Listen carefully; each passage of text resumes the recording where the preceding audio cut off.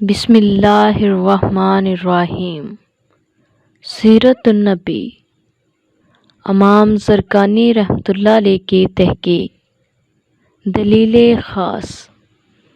ابن سعد نے ابن عباس رضی اللہ تعالیٰ عنہما سے یہ روایت نقل کی ہے کہ نوح علیہ السلام اور آدم علیہ السلام کے درمیان جتنے سرکار کے آباء و اجداد تھے مسلمان تھے۔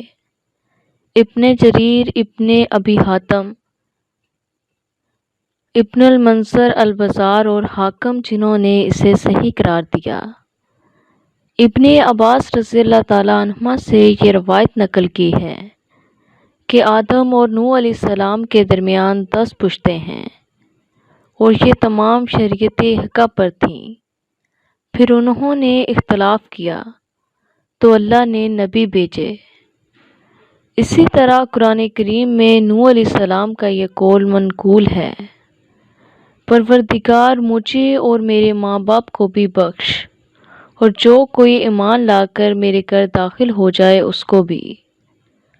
نوح علیہ السلام کا بیٹا سام قرآن اور اجماع کی روح سے مسلمان تھا، بلکہ ایک روایت میں آتا ہے کہ وہ نبی تھا، اور آپ کے بیٹے ارفشند کے ایمان کی تصریح تو اثر ابن عباس سے ملتی ہے، جس کو ابن عبد الحکیم نے تاریخ مصر میں ذکر کیا ہے۔ اس میں یہ بھی ہے کہ اس نے اپنے دادا نوح علیہ السلام سے ملاقات کی تھی اور آپ نے اسے یہ دعا دی تھی کہ اللہ تعالیٰ اس کی اولاد میں حکومت بھی اور نبوت بھی عطا فرمائے۔ اور ابن سعد نے قلبی کے طریق سے یہ روایت بھی نقل کی ہے کہ بابل کے باشندے نوح علیہ السلام کے زمانہ سے لے کر نمرود تک کے دور تک ہمیشہ مسلمان رہے۔ پھر نمرود نے ان کو بت پرستی کی دعوت دی۔ نمرود ہی کے دور میں ابراہیم علیہ السلام اور آزر تھے۔ رہی ابراہیم علیہ السلام کی اولاد تو ان کے متعلق اللہ تعالیٰ فرماتا ہے، جب ابراہیم علیہ السلام نے اپنے باپ اور قوم سے فرمایا، میں اس ذات کے سوا جس نے مجھے پیدا کیا تمہارے تمام معبودوں سے بیزار ہوں، عنقریب وہی رہنمائی فرمائے گا، اور یہی بات انہوں نے اپنے آنے والی نسلوں میں باقی چھوڑ دی۔ عبداللہ حمید نے ابن عباس اور مجاہد سے یہ روایت نقل کی کہ لا الہ الا اللہ ابراہیم علیہ السلام کے پیچھے رہنے والا کلمہ ہے، اور قتادہ کی یہ روایت بھی ذکر کی ہے کہ لا الہ الا اللہ کی گواہی اور توحید آپ کی اولاد میں سے ان میں ہمیشہ رہے گی جو اسے پڑھتے رہیں گے۔ اللہ تعالیٰ فرماتا ہے، الہی اس شہر کو امن والا بنانا۔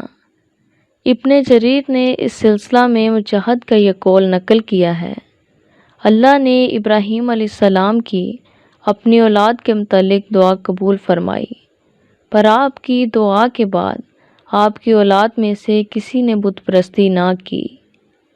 ابن ابی حاتم نے سفیان بن عیینہ کے متعلق نقل کیا کہ ان سے پوچھا گیا کہ کیا اسماعیل علیہ السلام کی اولاد میں سے کسی نے بت پرستی کی؟ فرمایا نہیں۔ تم نے ان کی یہ دعا نہ سنی، مجھے اور میرے بیٹوں کو بت پرستی سے بچانا۔ سوال کیا گیا، اسحاق علیہ السلام اور ابراہیم علیہ السلام کے باقی اولاد اس دعا میں کیسے داخل نہ ہو سکی؟ فرمایا، اس لیے کہ ابراہیم علیہ السلام نے اپنی اس اولاد کے لیے بت پرستی سے بچنے کی دعا کی تھی جن کو مکہ معظمہ کی سرزمین پر بسایا تھا، تمام روئے زمین کے لیے نہیں فرمایا۔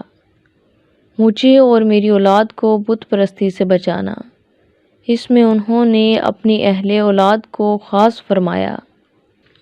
اے میرے پروردگار، بے شک میں نے اپنی کچھ اولاد کو بسا دیا ایسی وادی میں جس میں کوئی کھیتی باڑی نہیں ہو سکتی، تیرے محترم و معزز گھر کے پاس، اے پروردگار، تاکہ وہ نماز قائم کر سکیں۔ شکریہ۔